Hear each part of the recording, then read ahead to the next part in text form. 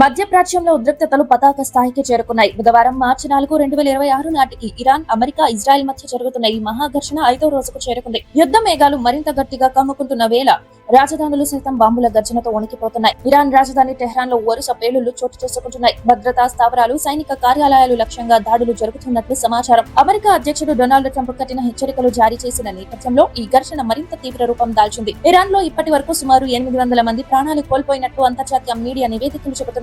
Israel లోని యెరూషలేం నగరంలోనూ ప్రస్తుత పరిస్థితి ఉద్రిక్తంగానే ఉంది. రాత్రి వేళల్లో సైరన్లు మోగుతుండగా ప్రజలు భూగర్భ శరణాలయాలకు పరుగులు తీస్తున్నారు. ఇజ్రాయెల్ డిఫెన్స్ ఫోర్సెస్ ఇరాన్ భద్రతా స్థావరాలు, రివల్యూషనరీ గార్డ్స్ కు చెందిన భవనాలపై ఖచ్చితత్వంతో కూడిన వైమానిక దాడులు కొనసాగిస్తున్నట్లు ప్రకటించింది. ఈ యుద్ధం ఇప్పుడు ఇరాన్, ఇజ్రాయెల్ కి పరిమితం కాకుండా పొరుగు దేశాలకు వేగంగా విస్తరిస్తుంది. దక్షిణ లెబనాన్ లోని హెజ్బుల్లాకు చెందిన 60కి పైగా క్షిపణి లాంచర్లు, ఆయుధ డిపోలు ఇజ్రాయెల్ దళాలు ధ్వంసం చేశాయి. దీంతో బీరూట్ పరిసర ప్రాంతాల్లో ప్రజలు ప్రాణాలు కాపాడుకోవడానికి వలస వెళుతున్నారు. మరోవైపు ఇరాన్ మద్దతు ఉన్న మిలీషియా గుంపులు జోర్డాన్ పై డ్రోన్ దాడులకు పాల్పడుతున్నట్లు సమాచారం.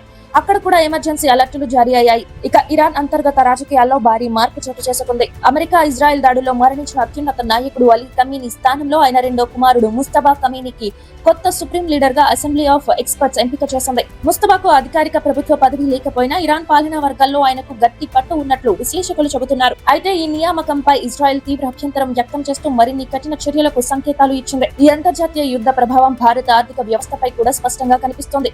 ఉద్రిక్తతల కారణంగా అంతర్జాతీయ మార్కెట్లో ముడి చమురు ధరలు బ్యారెల్ కు $82 మార్కును దాటాయి. దాంతో దేశీయ స్టాక్ మార్కెట్లు భారీ పతనాన్ని చవిచూశాయి. సెన్సెక్స్ 1758 పాయింట్లు క్షీణించగా నిఫ్టీ 530 పాయింట్లు పడిపోయింది. రూపాయి విలువ డాలర్ తో పోలిస్తే 92.18 వద్దకు పడిపోవడం ఆందోళన కలిగిస్తోంది. దిగుమతుల ఖర్చు పెరగడం వల్ల ద్రవ్యోల్బణం మరింత ఎగసిపడే ప్రమాదం ఉందని నిపుణులు హెచ్చరిస్తున్నారు. యుద్ధం సృష్టించిన ఈ అస్థిరత వినోద రంగాన్ని వదలలేదు. కన్నడ సూపర్ స్టార్ యష్ నటించిన పాన్ ఇండియా చిత్రం టాక్సిక్ విడుదల వాయిదా పడింది. మార్చి 19న విడుదల కావాల్సిన ఈ భారీ చిత్రం మధ్యప్రాచ్య మార్కెట్ లో నెలకొన్న అనిశ్చితి కారణంగా జూన్ 4న ప్రపంచవ్యాప్తంగా విడుదల కానుందని మేకర్స్ ప్రకటించారు. గ్లోబల్ మార్కెట్ పై ఆధారపడే అనేక ఇతర భారీ ప్రాజెక్టులు కూడా వాయిదా పడే అవకాశాలు కనిపిస్తున్నాయి. మొత్తానికి ఈ యుద్ధం కేవలం 3 దేశాల మధ్య సైనిక ఘర్షణ మాత్రమే కాదు, ఇది అంతర్జాతీయ ఆర్థిక వ్యవస్థను, రాజకీయ సమీకరణాలను, సాధారణ ప్రజల జీవితాన్ని సైతం కుదిపేస్తున్న మహాసంక్షోభం. ప్రపంచ దేశాలు శాంతి చర్చల కోసం పిలుపునిస్తున్నప్పటికీ ప్రస్తుత పరిస్థితుల్లో కాల్పుల విరమణ ఎప్పుడు సాధ్యమవుతుందో అనిశ్చితి నెలకొంది. మధ్యప్రాచ్యంలో ప్రతి గంట పరిణామాలు మారుతూ ఉన్నాయి. ఈ మహాఘర్షణ ఎటు దారి తీస్తుందో ప్రపంచం ఉత్కంఠంగా గమనిస్తోంది.